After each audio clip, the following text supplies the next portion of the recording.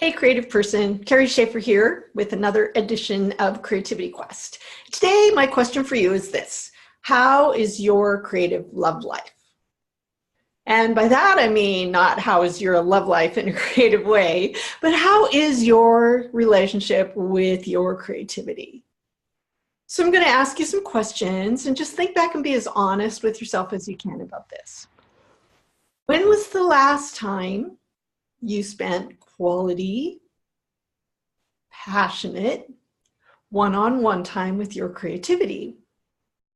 And I mean time without cats crawling all over you, or the dog demanding to get out, or kids in the background having conversations with you while you were trying to engage in your creativity. Has it been a while? How long has it been since you actually got to your creative love? If you're a writer, when was the last time you sat down to write? If you're an artist, when was the last time you sat down to paint? If you're a musician, when was the last time you made music?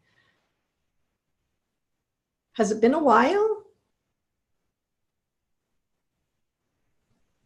Do you maybe need to make a creative date?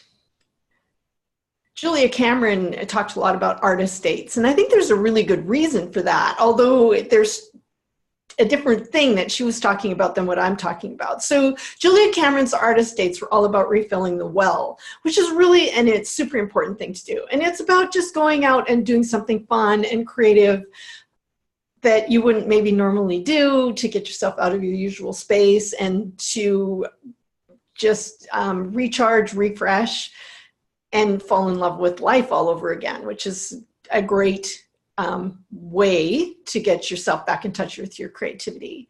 And I'm thinking right now about another kind of creative date, one where you are making quality time for your creative life, one where you take your creative passion away for an hour or two, or an afternoon or a weekend, so that it's just the two of you, or maybe it's a more of a couples retreat where you and your creative passion are getting together with others who also have a creative passion, and spending that time digging deeper into your relationship.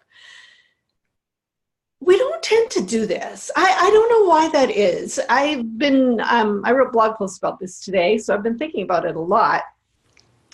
I used to just dream about even just making time to spend an hour in a coffee shop. Seemed outrageous and unreasonable and luxurious, and something that maybe more successful writers might do, more writerly writers, if that makes any sense. I didn't think that was for me. And when it came down to something like a writing retreat, yeah, that was way out of the ballpark and totally off my charts. I have a friend who gets together with her writer tribe every summer. They rent a cabin down by the ocean and they get together and they write.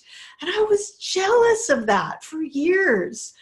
Why did they get to do that? Why didn't I get to do such fun things like that? It didn't seem fair. And I did not realize that the only thing that was stopping me was me. And my belief that I didn't deserve it, or my creativity wasn't important enough, or my writing wasn't a big enough talent, I guess, to deserve all of that. It's taken me 7 books published and one on the way last spring, where I finally took myself to a creativity retreat just to go get away and be with my creativity.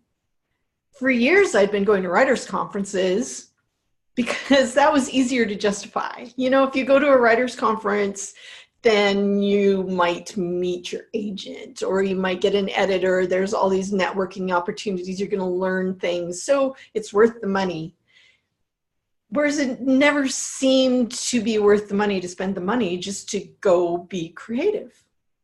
But at the end of every single writers' conference, I would stop as I'm on my way out of the hotel room with my suitcase, and I would look around that beautiful, clean room that I didn't need to clean. That place where it was quiet, where there were no demands, none of the guilts and pressures and responsibilities from home. And I would think, man, I should have just booked an extra day just to stay here and write. I never did it. Until last year when I finally figured it out. If you don't have a good relationship with your creative process, then you really have nothing. What's the point in going to a writer's conference if you're not going to write the books?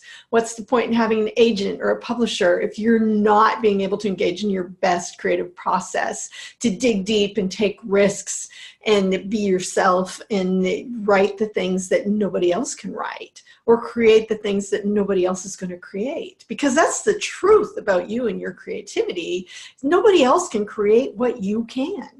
Whether you think you're a big talent, or whether you think you only have a tiny little smidge of talent, or whether you think you have no talent at all, there is nobody in this world that sees things quite the way you do. Which means if you take that and you put it into some art form and share that out into the world, then you are sharing a great gift. The other thing is that if you are a creative person and you are not engaging with your creative life, then you are incomplete. It's the same as a marriage where the partners never spend any time together, never talk to each other, and really have no relationship other than that on paper. If you are not engaging with your creative process, if you are not falling in love with it, nurturing it, taking it out on dates, doing things that are more fun than going, oh, I guess we have to spend time together again, then that whole process is incomplete for you. So I'm really challenging you today to do something to spice up your love life with your creativity. And maybe that just means that the two of you are going to go spend an hour in a coffee shop somewhere, or take a weekend. Or I do want to invite you to the creative wellness retreat that I'm putting on with my co-writer friend and business partner, Christina DeLay. She's been doing retreats for years now. She runs the Cruising Writers Retreats, which are also awesome. You should look at those. I have gone on a Cruising Writer Retreat. It's amazing. But what we're going to offer you in April is also amazing. It's on Whidbey Island, just outside of Seattle. It's beautiful. We have a house that's just for our retreaters, and we are going to offer some transformative practices that are going to take your creative life to a whole new level. So I hope that you will consider joining us for that. You can find information at bit.ly, My Creativity Matters. Or, of course, you can always just hit me up with an email at contact@kerryschafer.com and ask any questions that you might have. Do something. I know I keep saying that. Go do something creative. If you can't do a retreat, or it still feels out of your level right now, you can find an hour somewhere. If even an hour is too much, start with 15 minutes. Make some time. And as you begin to invest time and energy into your creative love life, it will grow and prosper, and you will be surprised and amazed at what will transpire from that. This is the end of today. I'm reminding you that this podcast and video is property of the global, can I remember what this is called? Writers on the Air Global Radio Broadcasting Network. There we go. I got it. So go do something creative, and I'll be back to talk to you next week. Have a great day.